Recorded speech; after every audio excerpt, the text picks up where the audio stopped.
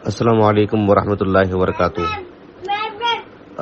میں نے کل ہمارے گروپ میں سوال کیا تھا کہ قرآن مجید میں صلاۃ العید اس کا کہیں ذکر ہے؟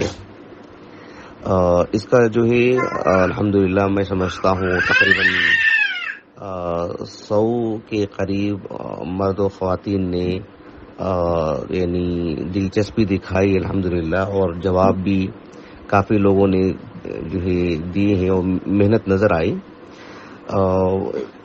ایک بات میں آپ کو یہ بتا دوں کہ ہمارے جو گروپ ہیں مرد و خواتین کے، 2 مردوں کے جو اور 2 خواتین کے ہیں، اس میں اس کا مقصد یہ تھا کہ جو ہے ہمارے جو دروس ہوتے ہیں اسے یکجا کیے جائیں، اور جو ہماری تحریریں ہوتی ہیں اس کو بھی جو ہے یکجا کی جائیں، اور پھر حسب ضرورت جب لوگوں کے سوالات آتے ہیں تو اس کا جو ہے اپنی فرصت کے اعتبار سے جو بھی مناسب ہو ہم جواب دیں گے۔ یہ جو ہے اصل گروپ کی مقاصد ہیں۔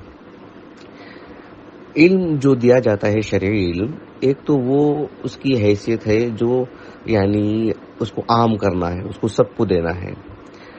کوئی نہیں بھی لینا چاہتا ہے تو ہم اس کے گھر تک جا کے اس کے گھر کو دستک دیں گے اور اس کے پیچھے پڑھ کے دیں گے۔ علم کا ایک حصہ یہ ہے، اور یہی بڑا حصہ ہے۔ علم کا ایک حصہ وہ ہے جو بہت ہی گہرا علم ہوتا ہے، اور پھر اس میں جو ہے ایک طرح کی طالب علم کی دلچسپی کی ضرورت پڑتی ہے۔ اس کو یوں ہی نہیں دیا جاتا، اس کو مانگنے پر دیا جاتا ہے، اس کی دلچسپی پر دی جاتی ہے، دیکھا جاتا ہے کہ وہ کتنا دلچسپی دکھاتا ہے۔ اس وجہ سے کچھ چیزیں ہم گروپ میں نہیں شیئر کرتے، ذاتی نمبر پر دیتے ہیں، یہ دیکھنے کے لیے کہ کس میں زائد دلچسپی بھی ہے۔ بہرحال یہ ایک بنیادی بات ہے جو مجھے آپ کو بتانا تھا، اسی لیے ہم نے اکثر سوالات ذاتی نمبر پر بھی دیتے ہیں، یہ دیکھنے کے لیے کہ کون ہیں اس طرز کے لوگ۔ بہرحال یہ جو سوال تھا کہ نماز صلاۃ العید کا ذکر قرآن میں کہاں ہے، ایک میں نے دیکھا کافی لوگوں کو قرآن مجید کی جو متعدد آیات ہیں، جیسے اللہ تعالیٰ نے کہا کہ وَلِتُكْمِلُوا الْعِدَّةَ وَلِتُكَبِّرُوا اللَّهَ عَلَى مَا هَدَاكُمْ وَلَعَلَّكُمْ تَشْكُرُونَ۔ سورۃ البقرہ کی معروف آیت کریمہ جو روزوں سے متعلق جو آیات ہیں، اس ضمن میں یہ آیت کریمہ کا حصہ ہے۔ اور میں نے بیشتر اخوان کو دیکھا اور جو ہے خواتین کو بھی، جو سورۃ الاعلیٰ کی جو آیت کریمہ ہے قد افلح من تزکا وذکر اسم ربہ فصلی، سورۃ الاعلیٰ کی جو آیت کریمہ ہے اس کو جو ہے انہوں نے ذکر کیا ہے بیشتر افراد نے۔ سورۃ الاعلیٰ کی کیا آیت کریمہ ہے وہ قد افلح من تزکا وذکر اسم ربہ فصلی۔ قد افلح من تزکا سے کچھ اصحاب علم نے صدقۃ الفطر مراد لی ہے، وذکر اسم ربہ فصلی سے مراد جو ہے صلاۃ العید مراد لی ہے۔ قد افلح من تزکا وذکر اسم ربہ فصلی، اور بعض اصحاب علم نے قد افلح من تزکا کو جو ہے وہ رمضان کا مہینہ مراد لیے ہیں، کیونکہ اس سے تقوی جو ہے مقصود ہے۔ وذکر اسم ربہ فصلی وہ رمضان ختم ہونے کے بعد شوال کی پہلی تاریخ کی یعنی عید کی نماز مراد لی ہے۔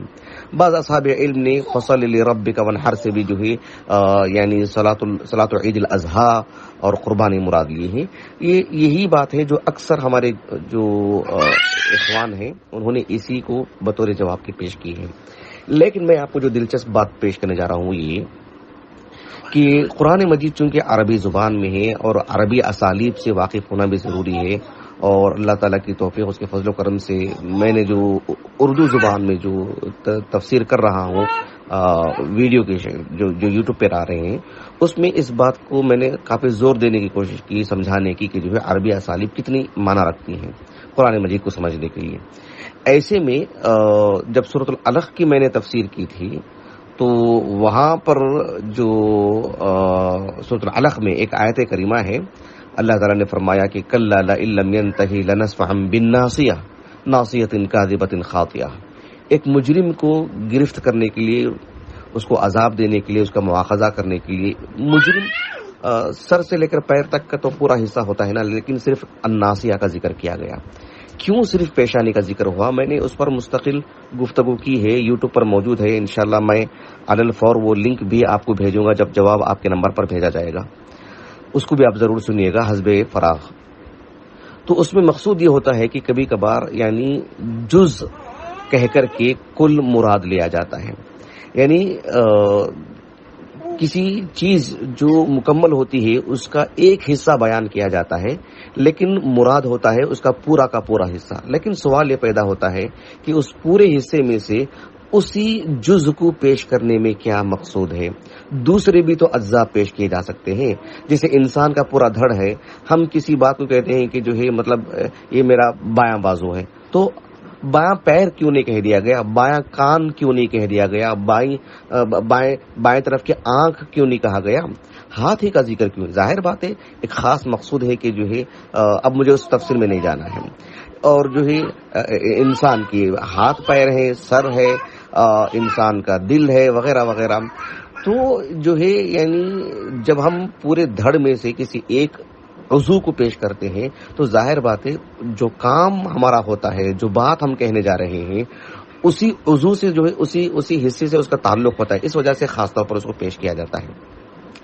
تو اس تناظر میں شیخ الاسلام ابن تیمیہ رحمہ اللہ نے مجموع الفتاوی میں ایک دلچسپ بات کہی ہے. کہا کہ قرآن مجید میں نماز جو ہے نا اس کو الگ الگ انداز میں پیش کیا گیا ہے، اور پھر نماز کو جس وقت میں یا جس جگہ میں ذکر کیا گیا ہے اس نماز کا ایک خاص حصہ ذکر کیا گیا ہے. میں سمجھاتا ہوں آپ کو کیسے، آپ کو سمجھ میں آئے گا باذن اللہ تعالی. مثال کے طور پر آپ دیکھو ایک مسلمان دن میں بھی نماز پڑھتا ہے، رات میں بھی نماز پڑھتا ہے، لیکن رات کی نماز کو قیام اللیل کہا گیا. اللہ تعالیٰ نے جیسے کہا نا سورہ مزمل میں قم اللیل الا قلیلا، تو قیام یعنی حالانکہ نماز میں قیام بھی ہے، نماز میں سجدہ بھی ہے، نماز میں رکوع بھی ہے، لیکن رات میں پڑھی جانے والی نماز کو قیام اللیل کہا گیا. سجود اللیل نہیں کہا گیا نا، رکوع اللیل نہیں کہا گیا نا، اس لیے کہ رات کی نمازوں میں سجدہ اور رکوع جو ہم ایک مناسب انداز میں کرتے ہیں اس سے کہیں زیادہ قیام جو ہے لمبا ہوتا ہے. رات کی نمازوں کا سب سے بڑا معاملہ قیام کا ہوتا ہے، رکوع سجود کے مقابلے میں قیام، یعنی قیام لمبا ہو اور رکوع سجود جو ہے بہرحال ایک مناسب انداز میں ہو. اس وجہ سے چونکہ قیام اتنا اثر کرتا ہے رات کی نمازوں میں، اس پوری نماز ہی کو قیام کہہ دیا گیا. حالانکہ اس میں سجدہ بھی ہے، اس میں رکوع بھی ہے، لیکن قیام کہہ دیا گیا. آپ دیکھو اللہ رب العالمین نے فرمایا سورۃ العلق کے اواخر میں کلا لا تطعه واسجد واقترب. اللہ نے کہا کہ وسجد کا کیا مطلب؟ اے صلی، تم نماز پڑھو، لیکن اس میں قیام بھی ہے، رکوع بھی ہے، دیگر چیزیں بھی ہیں، لیکن صرف سجدہ. اس لیے کہ جب جو ہے لوگ باطل پر ہیں، اللہ کے سامنے سجدہ کرنے سے دل میں تنگی پیدا کیے ہوئے ہیں، مغرور ہیں، اللہ کی باتوں کو مانتے نہیں ہیں، تو کہا کہ آپ اللہ کے لیے سجدے میں پڑ جائیے. تو بات سجدے کی نہیں ہے، بات پوری نماز کی ہے، لیکن نماز کے مقابل میں ایک حصہ اس کا ذکر کیا سجدے کا، ایک نمایاں کرنے کے لیے. لیکن سجدے کا ہی ذکر کیوں؟ وہ ایک خاص پس منظر، جسے اللہ رب العالمین نے کہا نا سورۃ البقرہ میں. آپ دیکھو اللہ تعالیٰ نے کہا بالکل آغاز میں وَارْكَعُوا مَعَ الرَّاكِعِينَ. میں سمجھتا ہوں یعنی ایک سورۃ البقرہ کی آپ ایک 40 آیتوں کے آس پاس میں دیکھو، اس کے بعد وَأَقِیمُوا الصَّلَاةَ وَآتُوا الزَّکَاةَ وَارْكَعُوا مَعَ الرَّاكِعِينَ. اللہ سبحانہ و تعالیٰ نے وَارْكَعُوا مَعَ الرَّاكِعِينَ کیا مطلب ہے؟ نماز پڑھنے والوں کے ساتھ آپ نماز پڑھیں، اجتماعی طور پر نماز پڑھیں. لیکن اللہ سبحانہ و تعالیٰ نے رکوع کا ذکر فرمایا نا یہاں پر، اس لیے کہ ایک بنیادی رکن ہے وہ. تو یہ اس طرح کی مثالیں بہت ہیں قرآن مجید میں. ایک اور میں آپ کو مثال دیتا ہوں جو ابن تیمیہ نے مثال دی رحمہ اللہ مجموع الفتاوی میں جلد نمبر 24 میں. آپ دیکھو اگر کسی کو میسر ہو تو اللہ سبحانہ و تعالیٰ نے جمعہ کے لیے کیا فرمایا؟ فَاسْعَوْا إِلَىٰ ذِكْرِ اللَّهِ وَذَرُوا الْبَيْعَ. فَاسْعَوْا إِلَىٰ ذِكْرِ اللَّهِ وَذَرُوا الْبَيْعَ. اِلَىٰ ذِكْرِ اللَّهِ صلاۃ الجمعہ کو اللہ نے ذکر اللہ کہا، اس لیے کہ صلاۃ الجمعہ میں یعنی خطبہ بھی ہے نا، اس میں اللہ سبحانہ و تعالیٰ کی شریعت پر گفتگو ہوتی ہے نا. تو اللہ نے اس میں کا جو بنیادی حصہ ہے اس کو پورے عمل کو اللہ رب العالمین نے ذکر اللہ کہہ دیا. کیوں؟ اس میں نماز نہیں ہے کیا ہے، لیکن اس میں واضح نصیحت ایک بنیادی چیز ہے. ظہر کی نماز بھی تو ہوتی ہے، فجر کی نماز بھی تو ہوتی ہے، لیکن صلاۃ الجمعہ میں وہ جو خطبہ ہے وہ بہت نمایاں کام کرتا ہے وہ. تو اللہ سبحانہ و تعالیٰ نے اسی کو جو ہے نمایاں کر دیے. آپ دیکھو مثلا اللہ سبحانہ و تعالیٰ نے کہا سورۃ البقرہ میں فَإِذَا أَفَضْتُم مِّنْ عَرَفَاتٍ فَاذْكُرُوا اللَّهَ عِندَ الْمَشْعَرِ الْحَرَامِ. تو اللہ سبحانہ و تعالیٰ نے جو نماز ہوتی ہے جو وہاں جو مزدلفہ میں اور عرفات میں جو نماز ہوتی ہے ظہر اثر ملا کے جو پڑھتی ہے اس میں جو خطبہ ہوتا ہے اس سے پہلے، تو اللہ رب العالمین نے اسے بھی ذکر اللہ کہا، اس لیے کہ وہاں وہ فی الحال بنیادی عمل ہے. ایک بہت واضح مثال دیتا ہوں میں آپ کو جو ابن تیمیہ نے دی رحمہ اللہ. سورۃ الاسراء کی جو آیت کریمہ ہے نا، اس میں اللہ رب العالمین نے فرمایا کہ ان قرآن الفجر کان مشہودا. سوال یہ پیدا ہوتا ہے کہ کیا ظہر کی نماز میں قرآن کی تلاوت نہیں ہوتی ہے، مغرب کی نماز میں قرآن کی تلاوت نہیں ہوتی ہے، عشاء کی نماز میں تلاوت نہیں ہوتی ہے؟ عشاء کی دو رکعت میں نماز کی جہرن جو ہے قرآن مجید کی تلاوت ہوتی ہے.